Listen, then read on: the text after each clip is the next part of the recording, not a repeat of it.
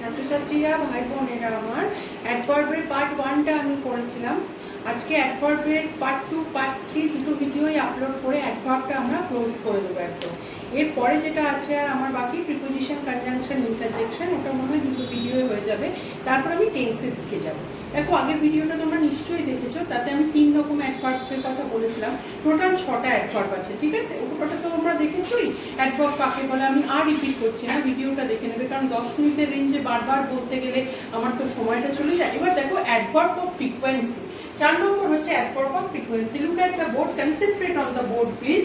Adverb of frequency means the adverb of frequency tells us how often or how frequently an action occurs. How often or how frequently, কতবার করে ঘটছে, কতবার করে ঘটে, সেটাই হচ্ছে adverb of frequency। মানে হচ্ছে কি, যে যদি adverb of frequency বলতে গেলে আমরা যদি ভার্বকে কোয়েশ্চেন করি how often, তার অ্যান্সার যেটা, সেটাই হচ্ছে adverb of frequency। এত শক্ত শক্ত কথা বললাম, এবার আমি একটা এক্সাম্পল দিই, এক্সাম্পল দিলে বুঝতে পারবে। দেখো, একটা এক্সাম্পল দিচ্ছি। The milkman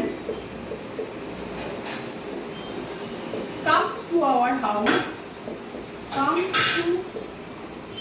house daily।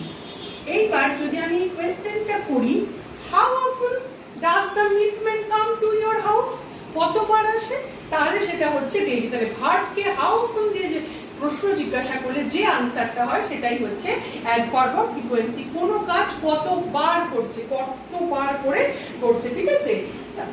আরেকটা এক্সাম্পল দেখো। I called at your office twice. I called at your office twice. আমি তোমার অফিসে দুবার ফোন করলাম, দুবার। তাহলে আমি যদি how often did you called at his office, the answer will be twice. তাহলে ভার্বকে how often, কতবার ফোন করেছে অফিসে, দুবার। দুধওয়ালা কতবার আসে, প্রতিদিন আসে। তাহলে এই যে প্রশ্নটা, that is adverb of frequency, কতবার ঘটছে, ঠিক আছে?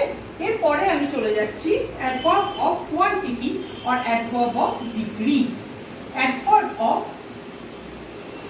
quantity, adverb of quantity or degree, okay? Look, that is the fifth point. Adverb of quantity means it tells how much or to what extent, how much or to what extent the thing is done, কতবার ঘটেছে ঘটনাটা বা কত দূর পর্যন্ত ব্যাপারটা ঘটেছে। এই যে ব্যাপারটা, সেটাই হচ্ছে অ্যাডভার্ব অফ কোয়ান্টিটি। কোয়ান্টিটি মানে হচ্ছে সংখ্যাটা, কতবার একটা আলাদা জিনিস, সেটা ফ্রিকোয়েন্সি। আর কতটা, কতবার আর কতটা, ফ্রিকোয়েন্সি হচ্ছে কতবার আর এটা হচ্ছে কতটা। আমি যেমন একটা এক্সাম্পল দিচ্ছি, দেখো।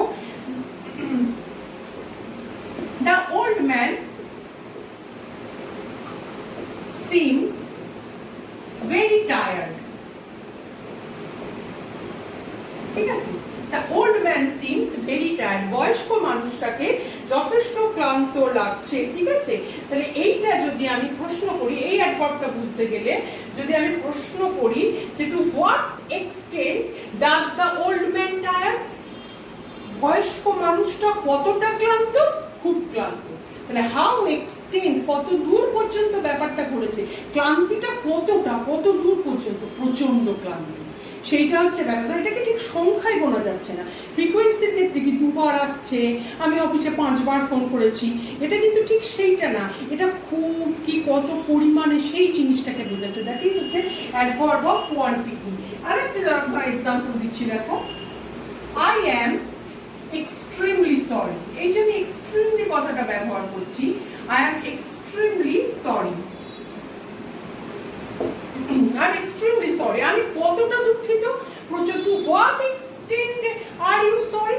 Extremely, কতটা দুঃখিত তুমি। তাহলে ভার্বকে যদি to what extent দিয়ে প্রশ্ন করা হয়, যে উত্তরটা হবে that is what adverb of quantity। এই এক্সাম্পল হচ্ছে almost to, very quiet, almost to, very quiet, almost to, very quiet। তারপর হচ্ছে most, as, so, enough, nearly। most, as, so, enough, nearly. এগুলো হচ্ছে তোমার adverb of quantity. And the last one is interrogative adverb. এবার আমি যেটা চলে যাব 6 নম্বরের ক্ষেত্রে, সেটা হচ্ছে interrogative adverb. Interrogative adverb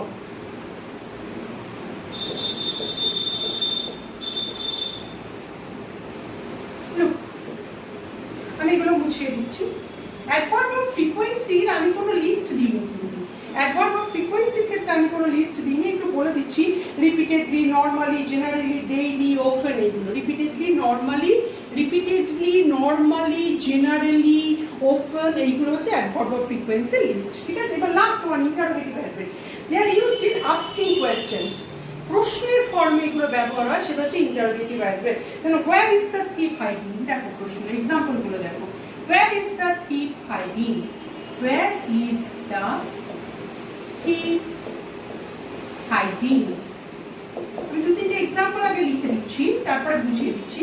Where is the thief hiding? Next example লিখছি, why is she crying? Why is she crying? Why is she crying? একটা এক্সাম্পল ধরে দিচ্ছি, সেটা হচ্ছে গিয়ে যে when will the bus come? When will the bus come? When will the bus come? Okay? When will the bus come? এই example গুলোর ক্ষেত্রে দেখো যে এখানে where রেফার করছে একটা প্লেসকে, যে কোন জায়গায় অ্যাকশনটা হচ্ছে। Where is the thief hiding? কোন জায়গায় চোর লুকিয়ে রয়েছে। এখানে হোয়াইটা রেফার করছে কেন সে কাঁদছে, এটা সময়কে রেফার করছে যে কখন বাসটা আসবে। ঠিক আছে, এইগুলোর ক্ষেত্রে at which time the action is done, এইগুলোর ক্ষেত্রে আমি যেটা বলছি সেটা হয়ে যাচ্ছে কি অ্যাডভার্ব হচ্ছে, এটা হচ্ছে ইন্টারোগেটিভ অ্যাডভার্ব। তাহলে আমরা টোটাল 6 রকমের অ্যাডভার্ব সম্বন্ধে জানলাম। তোমরা আগের ভিডিওগুলোতেও দেখেছো, adverb of manner, adverb of place, adverb of time, adverb of frequency, adverb of frequency, adverb of quantity, and the last one is interrogative adverb. তোমরা প্রত্যেক 6টা ভাগ আছে, এর বাইরে আর কিছু নেই। এর নেক্সট ভিডিওটায় আমি একটুখানি অ্যাডভার্বের সঙ্গে বাকিগুলো ডিফারেন্সিয়েশনটা চার্ট করে আমি করে দিচ্ছি, ওটা অ্যাডভার্বের লাস্ট পার্ট। ঠিক আছে, তোমাদের এবার ভিডিওটা পছন্দ হলে, ভালো লাগলে লাইক করো, সাবস্ক্রাইব করো, শেয়ার করো, যাতে উপকার হয়। আমার মনে হয় যে কোনো গ্রামার বই এত ডিটেলস এইভাবে পাবে না। তোমরা নোট ডাউন করো, আমি বারবার বলছি একটা খাতা করে নোটস করো, এটাই তোমাদের গ্রামার বুক হিসাবে পরে বিবেচিত হবে। ছোট ছোট ক্রিটিক্যাল জিনিস, যেগুলো গ্রামার মধ্যে ফার্স্ট জিনিসের সমস্যা আসে না, আসে ছোট জিনিসে, সেইগুলো কিন্তু ট্রিকি জিনিসগুলো এখান থেকে কিন্তু ক্লিয়ার হয়ে যাবে।